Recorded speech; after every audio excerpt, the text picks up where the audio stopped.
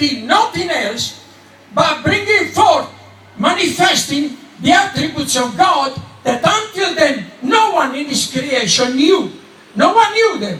His mercy, His love, His patience, His saving power, His love under the hardest test. The test was carried out from the moment that Lucifer was cast down of heaven like lightning, as Jesus said. In his pride has got a blinding effect. He could not realize that God's sentence was just. He deserved it. So he vowed to hate Him and to destroy His creation. Now look at God's plan in action. The very ones that would hate Him, the very ones who would insult Him, the very ones who would disobey Him, the very ones who would betray Him, to those He showed incomprehensible love.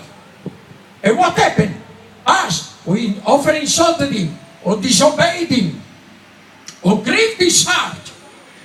He made us sons and daughters of Him, a privilege that no one in the entire creation can have. And more than that, you receive in your heart the very creator of all the galaxies, the very creator of the universe, Jesus Himself. May I call Bishop Sinjoki, Pastor Francois? Would you please join me? Thank you. So you're going to sit at a banquet of incomprehensible love. Neither you nor I will ever understand the depth of God's love.